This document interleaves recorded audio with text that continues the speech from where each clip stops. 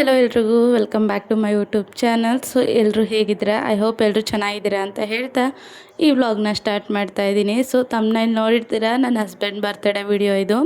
So ಪ್ರತಿ ಸಲವೂ ನನ್ನ ಹಸ್ಬೆಂಡ್ ಬರ್ತಡೇಗೆ ಅಂದರೆ ಲೈಟ್ ಡೆಕೋರೇಷನ್ ಎಲ್ಲ ಮಾಡಿ ಬರ್ತಡೇ ಸೆಲೆಬ್ರೇಟ್ ಮಾಡ್ತಿದ್ದೋ.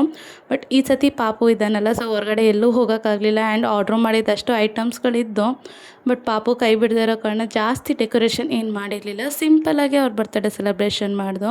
ಆ್ಯಂಡ್ ಎಲ್ಲ ಡೆಕೋರೇಷನ್ ಮಾಡೋಷ್ಟರಲ್ಲಿ ಕರೆಕ್ಟಾಗಿ 12 ಆಗಿತ್ತು. ಸೊ 12 ಹಂಗೆ ಅವ್ರನ್ನ ಎಬ್ಬರಿಸಿ ವಿಶ್ ಮಾಡಿದೆ. ಆ್ಯಂಡ್ ನನ್ನ ಹಸ್ಬೆಂಡ್ ಅಂದ್ಕೊಂಡಿದ್ರು ಈ ಸತಿ ಏನು ಪಾಪ, ಯಾಕಂದರೆ ಪಾಪು ಇದೆಯಲ್ಲ ಅವಳಿಗೂ ಸರಿಯಾಗಿ ನಿದ್ದೆ ಆಗಿಲ್ಲ ಅಂತಿದ್ಲು, ಏನು ವಿಶ್ ಏನು ಮಾಡ್ಬೋದು ಅಷ್ಟೇ ಅಂತ ಅಂದ್ಕೊಂಡು ಅವ್ರು ಬಂದರು. ಬಟ್ ಆಚೆ ಬಂದು ನೋಡಿದ್ಮೇಲೆ ಅವ್ರಿಗಂತೂ ಸಿಕ್ಕಾಪಟ್ಟೆ ಖುಷಿ ಆಯಿತು. ಆ್ಯಂಡ್ ಬೈದರು ಸಹ, ಯಾಕೆ ಈ ಡ್ರೆಸ್ ತೊಗೊಂಡು ಇವಾಗ ನೀನು ಸೆಲೆಬ್ರೇಷನ್ ಎಲ್ಲ ಮಾಡ್ತಿದ್ಯಾ, ಬೇಡ ಬಿಡು ಅಂತ ಹೇಳಿ. ಆ್ಯಂಡ್ ಇತ್ತೀಚೆಗೆ ಹೇಗಾಗ್ಬಿಟ್ಟಿದೆ ಅಂದರೆ ಕೆಲವೊಬ್ರು ಹೇಳ್ತಿರ್ತಾರಲ್ಲ, ಸೊ ಬರ್ತಡೇ ಅಂದರೆ ಏನು ಚಿಕ್ಕ ಮಕ್ಕಳನ್ನ ಕೇಕ್ ಕಟ್ ಮಾಡೋಕ್ಕೆ ಈ ಥರ ಮಾತುಗಳೆಲ್ಲ ಬಂದಾಗ, ಸೊ ನನ್ನ ಹಸ್ಬೆಂಡು ಹೇಳ್ತಿರ್ತಾರೆ ಈ ಸತಿ ನಾನು ಕೇಕ್ ಕಟ್ ಮಾಡಲ್ಲ, ಎಲ್ಲರೂ ಹಿಂಗೆ ಅನ್ಕೋತಾರೆ ಯಾಕೆ ಬೇಕು ಅಂತ ಹೇಳಿ. ಬಟ್ ನಾನು ಇಲ್ಲ, ನಾನು ಮದುವೆ ಆದಾಗಿಂದನೂ ನಿನ್ನ ಬರ್ತಡೇನ ಸೆಲೆಬ್ರೇಟ್ ಮಾಡೋದು ನನ್ನ ಅಭ್ಯಾಸ, ಸೊ ನಾನು ಇದನ್ನು ಸೆಲೆಬ್ರೇಟ್ ಮಾಡೇ ಮಾಡ್ತೀನಿ ಅಂತ ಹೇಳಿ ಅವ್ರ ಬರ್ತಡೇನ ಸಿಂಪಲಾಗಿ ಸೆಲೆಬ್ರೇಟ್ ಮಾಡಿದೆ. ಆ್ಯಂಡ್ ನನ್ನ ಮಗಳು ಸಹ ಎಬ್ಬರಿಸ್ತು. ಪಾಪುಗೆ ತುಂಬ ನಿದ್ದೆ ಇರೋದ್ರಿಂದ ಅವಳು ಮನಗ್ಬಿಟ್ಲು, ಸೊ ಅವಳೇನು ಎದೊಳ್ಳಿಲ್ಲ. ಇನ್ನೊಂದು ನಾವು 3 ಜನನೇ ಸರಿ ಕೇಕ್ ಕಟ್ ಮಾಡೋಣ ಅಂತ ಹೇಳಿ ಸಿಂಪಲಾಗಿ ಕೇಕ್ ಕಟ್ ಮಾಡ್ಕೊಂಡು. ಆ್ಯಂಡ್ ಈ ಸತಿ ಅವರಿಗೆ ತುಂಬ ಇಷ್ಟವಾದಂತಹ ಪೈನಾಪಲ್ ಫ್ಲೇವರಲ್ಲೇ ತರಿಸ್ಕೊಂಡೆ. ಪ್ರತಿ ಸಲ ಪಾಪುಗೆ ಯಾವ್ದು ಇಷ್ಟ ಅಂದರೆ ಪಾಪುಗೆ ಚಾಕ್ಲೇಟ್ ಫ್ಲೇವರ್ ಅಂದರೆ ತುಂಬ ಇಷ್ಟ, ಸೊ ಆ ಫ್ಲೇವರಿಂದನೇ ಕೇಕ್ ತರಿಸ್ತಿದ್ದೆ. ಈ ಸತಿ ನನ್ನ ಹಸ್ಬೆಂಡ್ಗೆ ಇಷ್ಟವಾದಂತಹ ಎಲ್ಲ ಗಿಫ್ಟು ಹಾಗೆ ಕೇಕು ಸಹ ಅವ್ರಿಗಿಷ್ಟವಾದೇ ತೊಗೊಳ್ಳೋಣ ಅಂತ ಹೇಳಿ ಪೈನಾಪಲ್ ಎಸೆನ್ಸ್ದು ಫ್ಲೇವರ್ದು ಕೇಕ್ ತೊಗೊಂಡಿದ್ದೆ. ಸೊ ಕೇಕೆಲ್ಲ ಕಟ್ ಮಾಡಾದಮೇಲೆ ಒಂದಷ್ಟು ಗಿಫ್ಟ್ಗಳನ್ನ ತರಿಸ್ಕೊಂಡಿದ್ದೆ ಅವ್ರಿಗೆ ಅಂತ ಹೇಳಿ. ಸೊ ಅದನ್ನು ಓಪನ್ ಮಾಡಿ ಅಂತ ಅವ್ರಿಗೆ ಕೊಟ್ಟರೆ ಅವರು ಫುಲ್ ಗಾಬರಿ ಆಗ್ತಿದ್ದಾರೆ. ಸೊ ಏನು ಮಾಡ್ತಿದ್ದಾಳೆ ಅವಳು, ಏನು ಇಷ್ಟೊಂದು ಐಟಮ್ ಏನು ತಂದಿದ್ದಾಳೆ ಅಂತ. ಏನಂದರೆ ಅವ್ರ ಹತ್ರ ವಾಲೆಟ್ ಇರಲಿಲ್ಲ. ಹೋದ ವರ್ಷ ಒಂದು ವಾಲೆಟ್ ಕೊಡಿಸ್ದೆ, ಬಟ್ ಯಾವುದೋ ಕಾರಣಕ್ಕೆ ಮಿಸ್ ಆಗೋಯಿತು. ಆ್ಯಂಡ್ ಆ ವಾಲೆಟ್ ಅವ್ರಿಗೆ ಸಿಕ್ಕಿದ್ರೂ ಸಹ ಬೇರೆಯವ್ರು ವಾದ ಮಾಡಿಬಿಟ್ರು, ಇದು ನನ್ನ ವಾಲೆಟು, ಇದು ನನ್ನದೇ ವಾಲೆಟು ಅಂತ ಹೇಳಿ. ಹಾಗಾಗಿ ಕಸ್ಟಮೈಸ್ ವಾಲೆಟ್ನ ಮಾಡಿಸೋಣ ಅಂತ ಹೇಳಿ ಕಸ್ಟಮೈಸ್ ವಾಲೆಟ್ನ ಮಾಡಿಸಿದ್ದೆ. ಅದ್ರ ಜೊತೆ ಅದಕ್ಕೆ ಕೀ ಬಂಚು ಸಹ ಬಂದಿತ್ತು. ಆ್ಯಂಡ್ ಇನ್ನೊಂದು ಇಯರ್ಫೋನ್ ಕೊಡಿಸಿದ್ದೆ, ಯಾಕಂದರೆ ಅವ್ರಿಗೆ ಕೆಲಸದಲ್ಲಿ ಫೋನ್ಗಳು ಜಾಸ್ತಿ ಬರ್ತಾ ಇರುತ್ತೆ. ಪ್ರತಿ ಸಲವೂ ಫೋನ್ ಎತ್ತಿ ರಿಸೀವ್ ಮಾಡಿ ಮಾತಾಡೋದ್ರಿಂದ ಅವ್ರ ಫೋನ್ ಎಷ್ಟೊಂದು ಆಲ್ರೆಡಿ 2-3 ಫೋನ್ ಡ್ಯಾಮೇಜ್ ಆಗಿದೆ. ಸೊ ಹಾಗಾಗಿ ಆ ಕಷ್ಟ ಬೇಡ ಅಂತ ಹೇಳಿ ಈ ಥರ ಇಯರ್ಫೋನ್ ಕೊಡಿಸ್ದೆ. ನೆಕ್ಸ್ಟು ಅವ್ರಿಗೆ ತುಂಬ ಅಂದರೆ ತುಂಬ ಇಷ್ಟ ಒಂದು ಬ್ರ್ಯಾಂಡೆಡ್ ವಾಚ್ ತೊಗೋಬೇಕು ಅಂತ ಹೇಳಿ.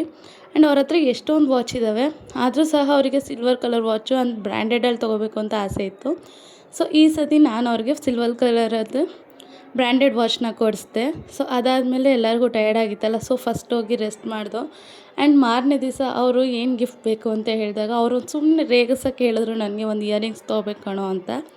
ಸರಿ ಬಾ ಒಂದು ಸ್ವಲ್ಪ ಹೊತ್ತು ಆಚೆ ಹೋಗ್ಬಿಟ್ಟು ಬರೋಣ ಅಂತೇಳಿ ಆಫ್ಟರ್ ಲಾಂಗ್ ಟೈಮ್ ನಾನು ಆಚೆ ಹೊರಟಿದ್ದೀನಿ. ಆ್ಯಂಡ್ ಗಾಡಿನೂ ಅಷ್ಟೇ, ನಾನು 6 to 7 ಮಂತ್ಸ್ ಆಗಿತ್ತು ನನ್ನ ಗಾಡಿ ಎಲ್ಲ ಓಡಿಸಿ. ಇವತ್ತು ಗಾಡಿ ತೆಗಿತಾಯಿದ್ರೆ ಸಿಕ್ಕಾಪಟ್ಟೆ ಖುಷಿ ಆಗ್ತಿದೆ. ಆ್ಯಂಡ್ ಯಾಕಂದರೆ ನಂದು ಹಳೆ ಗಾಡಿ ಇತ್ತು, ಸೊ ಅದು ಓಡಿಸಿದೆ. ಬಟ್ ಈ ಗಾಡಿ ಫಸ್ಟ್ ಅಂದರೆ ನಾನು ಡೆಲಿವರಿ ಆಗಿ 1 ವೀಕಿಗೇನೋ ನನ್ನ ಹಸ್ಬೆಂಡು ನನಗೆ ಅಂತ ಹೇಳಿ ಗಿಫ್ಟಾಗಿ ಕೊಟ್ಟಿದ್ದು ಈ ಗಾಡಿ. ಸೊ ಹಾಗಾಗಿ ಫಸ್ಟ್ ಟೈಮ್ ಈ ಗಾಡಿ ಓಡಿಸ್ತಿರೋದು, ಸ್ವಲ್ಪ ಭಯ ಆಗ್ತಿತ್ತು.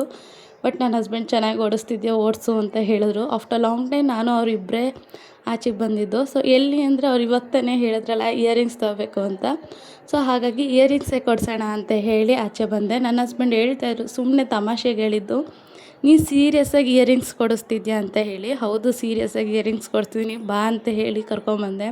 ಆ್ಯಂಡ್ ತುಂಬ ಇಯರಿಂಗ್ಸ್ನ ಸೆಲೆಕ್ಟ್ ಮಾಡಿಕೊಂಡ್ರು, ಬಟ್ ಯಾವುದೋ ಅವ್ರಿಗೆ ಅಷ್ಟಾಗಿ ಇಷ್ಟ ಆಗಿಲ್ಲ. ಆ್ಯಂಡ್ ಇದು ರಿಂಗ್ ಟೈಪ್ ನೋಡಿದ್ರು, ಬಟ್ ಕಿವಿ ಚುಚ್ಚಿದ್ದೀನಿ ಅಂತ ಎದ್ದು ಕಾಣುತ್ತಮ್ಮ, ನನಗಿದು ಇಯರಿಂಗ್ಸ್ ಬೇಡ ಅಂತ ಹೇಳಿದ್ರು. ಸರಿ ನಿನಗೆ ಯಾವ್ದು ಚೂಸ್ ಆಗುತ್ತೋ ಅದೇ ತಗೋ ಅಂತ ಹೇಳಿದೆ. ಬಟ್ ಅವ್ರಿಗೇನು ಅಂದರೆ ನನ್ನ ಬಜೆಟ್ ಸ್ವಲ್ಪ ಮೀರಿಬಿಟ್ರೆ ಅವಳು ಏನು ಮಾಡ್ತಾಳೆ ಅಂತ ಹೇಳಿ ಅವ್ರಿಗೆ ಸಿಂಪಲಾಗಿ ಇರಲಿ ಅಂತ ಹೇಳಿ ಸಿಂಪಲ್ ಇಯರಿಂಗ್ಸ್ನ ತೊಗೊಂಡ್ರು. ಆ್ಯಂಡ್ ಇದು ಅಷ್ಟೇ ತುಂಬ ಕ್ಯೂಟಾಗಿದೆ ಸಿಂಪಲಾಗಿದ್ರು. ಆ್ಯಂಡ್ ಅದೆಲ್ಲ ತೊಗೊಂಡು ಆಚೆ ಹೊಟ್ಮೇಲೆ ಅವ್ರಿಗೆ ಸ್ವಲ್ಪ ಭಯ ಸ್ಟಾರ್ಟ್ ಆಯಿತು, ಕಿವಿ ಚುಚ್ಚಿಸ್ಕೊಳ್ಳೇಬೇಕಾ ಅಂತ ಕೇಳ್ತಾಯಿದ್ರು. ನಾನು ಇಯರಿಂಗ್ಸ್ ಪರ್ಚೇಸ್ ಮಾಡಾಯಿತು, ಸೊ ತೊಗೊಂಡು ಚುಚ್ಚಿಸ್ಕೊಳ್ಳೇಬೇಕು ಅಂತ ಹೇಳಿ ಅಲ್ಲಿಂದ ಆಚಾರ್ಯ ಅಂಗಡಿಗೆ ಹೋದೋ. ಆಚಾರ್ಯ ಅಂಗಡಿಗೆ ಹೋದಾಗಲೂ ಅಷ್ಟೇ ಆಚೆಯಿಂದನೇ ಕೇಳ್ಕೊಂಡು ಹೋಗ್ತಾಯಿದ್ರು, ಹೋಗ್ಬೇಕಮ್ಮ ಬೇಡ ಬಿಡು ಬಾ ಹೋಗ್ಬಿಡೋಣ ಅಂತ ಹೇಳಿ. ಹಂಗೆ ನಾನು ವೀಡಿಯೋ ಮಾಡ್ಕೊಂಡು ಹೋಗ್ತಿರೋದು ನೋಡಿ ಅಂಕಲ್ ರೇಗಿಸ್ತಾಯಿದ್ರು, ಸೊ ವೀಡಿಯೋ ಮಾಡ್ಕೊಂಬರ್ತಿದ್ಯಾ ಅಂತ ಹೇಳಿ. ಆ್ಯಂಡ್ ಈ ಅಂಕಲು ನನಗೆ ತುಂಬ ದಿವಸದಿಂದ ಪರಿಚಯ, ಅಂದರೆ ನನಗೆ ಆಲ್ಮೋಸ್ಟ್ ಮೂಗೆಲ್ಲ ಇವ್ರ ಹತ್ರನೇ ಚುಚ್ಚಿಸ್ಕೊಂಡಿದ್ದು. ನಾವು ಈ ಕಡೆನೇ ಬೆಳೆದಿರೋದ್ರಿಂದ ಆಲ್ಮೋಸ್ಟ್ ಈ ಕಡೆ ಗೊಲ್ರಟ್ಟಿ ಸೈಡ್ ಇರೋರ್ಗಂತೂ ಈ ಅಂಕಲ್ ಪರಿಚಯ ಇದ್ದೇ ಇರ್ತಾರೆ. ಸೊ ನಂತರ ಅವ್ರಿಗೆ ಕಿವಿ ಚುಚ್ಚಿದ್ರು, ಬಟ್ ನನ್ನ ಹಸ್ಬೆಂಡ್ ಬೇಡ ನೋವ್ತಿದೆ ಅಂತ ಹೇಳ್ತಿದ್ರು. ಸೊ ಅವ್ರು ಕಿವಿ ಚುಚ್ಕೊಂಡಾಗ ಹೇಳಿದ್ದು ಒಂದೇ ಡೈಲಾಗು, ನನಗೆ ಬೇಡ ಬಿಟ್ಬಿಡು, ನನಗೆ ಕಿವಿ ಚುಚ್ಚೋ ಮೇಲೆ ಆಸೆನೇ ಇಲ್ಲ ಅಂತ ಹೇಳಿ. ಇಲ್ಲ ಚುಚ್ಚಿಸ್ಕೊ ಅಂತ ಹೇಳಿ ಅಂಕಲ್ ಪರವಾಗಿಲ್ಲ ನಿಧಾನಕ್ಕೆ ಚುಚ್ತೀನಿ ಅಂತ ಹೇಳಿ ಕಿವಿ ಚುಚ್ಚಿದ್ರು.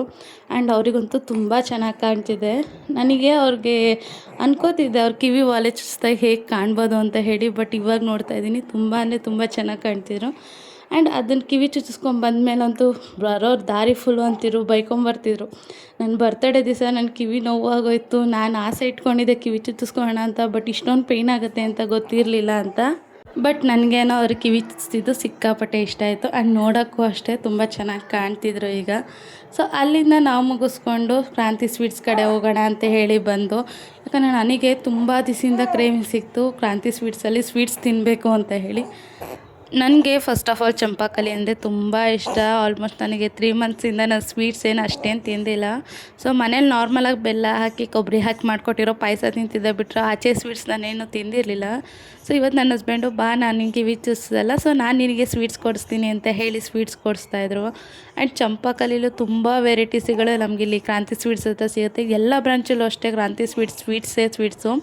ನನಗಂತೂ ಅಲ್ಲಿ ಚಂಪಾಕಲಿ ಮತ್ತು dry fruits laddu and rose ಪೆಟಲ್ಸ್ದು ಒಂದು ಲಡ್ಡು ಬರುತ್ತೆ, ಅದು ಸಹ ತುಂಬ ಅಂದರೆ ತುಂಬ ಚೆನ್ನಾಗಿರುತ್ತೆ. ಆ್ಯಂಡ್ ನನಗೆ ತಿನ್ಬೇಕಾದ್ರೆ ಸ್ವಲ್ಪ ಭಯ ಇತ್ತು, ಯಾಕಂದರೆ ತಿನ್ಬೋದಾ ಏನು ಇಲ್ವಾ ಅನ್ನೋದು ಇನ್ನೂ ಗೊತ್ತಿರಲಿಲ್ಲ. ಬಟ್ ಆ ಸ್ವೀಟ್ಸ್ ನೋಡಿದ್ಮೇಲೆ ಕ್ರೇವಿಂಗ್ಸ್ ತಡೆಯೋಕ್ಕಾಗಲಿಲ್ಲ. ಸೊ ನಾನು ಒಂದೆರಡು ಬೈಟ್ ತೊಗೊಂಡು ಮಿಕ್ಕಿದ್ದು ನನ್ನ ಹಸ್ಬೆಂಡ್ಗೆ ತಿನ್ನಿಸ್ದೆ. ಆ್ಯಂಡ್ ನಾವು ಸಹ ತಿನ್ಕೊಂಡು, ಸೊ ಮನೇಲಿ ಪಾಪು ಬಿಟ್ಬಿಟ್ಟು ಬಂದಿದ್ವಲ್ಲ, ಅವಳಿಗೂ ಸಹ ಸ್ವೀಟ್ನ ಪಾರ್ಸೆಲ್ ತೊಗೊಂಡು ಮನೆಗೆ ಬಂದ ತಕ್ಷಣವೇ ನಮ್ಮತ್ತೆ ಅವ್ರ ಮಗನ ರಿಯಾಕ್ಷನ್ ನೋಡ್ಬೋದು. ನಮ್ಮತ್ತೆ ಚೆನ್ನಾಗಿ ಕಾಣ್ತಿದ್ಯಾ ಅಂತಲೂ ಹೇಳೋಕ್ಕಾಗ್ತಿಲ್ಲ, ಇದು ಏನು ಹಿಂಗಿದೆ ಅನ್ನೋದು ಗೊತ್ತಾಗಲಿಲ್ಲ. ಬಟ್ ಲಾಸ್ಟಲ್ಲಿ ಅಂದರು ತುಂಬ ಚೆನ್ನಾಗಿ ಕಾಣ್ತಿದ್ಯಾ, ಪರವಾಗಿಲ್ಲ ಬಿಡು, ಒಂಥರ ಡಿಫ್ರೆಂಟಾಗಿದೆ ಅಂತ ಹೇಳಿದ್ರು. ಆ್ಯಂಡ್ ಈ ಸತಿ ಬರ್ತಡೇ ಅಂತೂ ನನಗಂತೂ ಸಿಕ್ಕಾಪಟ್ಟೆ ಖುಷಿ ಆಯಿತು. ಬಿಕಾಸ್ ನಾನು ಏನು ಕೇಳಿದ್ರು ಯಾವತ್ತೂ ಸಹ ಇಲ್ಲ ಅಂತ ಹೇಳಿಲ್ಲ. ಆ್ಯಂಡ್ ನನಗೇನು ಬೇಕೋ ಅಂತ ಕೇಳೋಕ್ಕೆ ಮುಂಚೆನೇ ಕೊಡಿಸ್ತಿದ್ರು. ಅವ್ರ ಬರ್ದಾಗೆ ನಾನು ಏನು ಕೊಡ್ಸೋಕ್ಕಾಗ್ತಿಲ್ಲ ಅಂತ ಸ್ವಲ್ಪ ಗಿಲ್ಟ್ ಫೀಲ್ ಆಗ್ತಿತ್ತು. ಸೊ ಈ ಸತಿ ಅವ್ರ ಬರ್ಡೇಗೆ ಗೋಲ್ಡ್ ಗಿಫ್ಟ್ ಕೊಟ್ಟಿದ್ದು ನನಗಂತೂ ತುಂಬ ಅಂದರೆ ತುಂಬ ಇಷ್ಟ ಆಯಿತು. ಆ್ಯಂಡ್ ಇವತ್ತಿನ ವ್ಲಾಗ್ನ ಇಲ್ಲೇ ಎಂಡ್ ಮಾಡ್ತಾ ಇದ್ದೀನಿ. ಆ್ಯಂಡ್ ಬರ್ತಡೇದೆಲ್ಲ ಸಿಂಪಲಾಗಿ ಅಥವಾ ಸೆಲೆಬ್ರೇಷನ್ ತುಂಬ ಚೆನ್ನಾಗಾಯಿತು ಅಂತ ನಾನು ಅಂದ್ಕೊಂಡಿದ್ದೀನಿ. ನನ್ನ ಹಸ್ಬೆಂಡ್ಗೂ ಸಹ ಇಷ್ಟ ಆಯಿತು ಅಂತ ಹೇಳಿದ್ದಾರೆ. ಆ್ಯಂಡ್ ಇವತ್ತಿನ ವ್ಲಾಗ್ನ ಇಲ್ಲೇ ಎಂಡ್ ಮಾಡ್ತಾ ಇದ್ದೀನಿ. ನಿಮಗೇನಾದರೂ ಈ ವ್ಲಾಗ್ ಇಷ್ಟ ಆದರೆ ಲೈಕ್ ಮಾಡಿ, ಶೇರ್ ಮಾಡಿ, ಹಾಗೆ ಸಬ್ಸ್ಕ್ರೈಬ್ ಮಾಡ್ಕೊಳ್ಳಿ. ಮುಂದಿನ ವೀಡಿಯೋಗೆ ಸಪೋರ್ಟ್ ಮಾಡಿ. Thank you.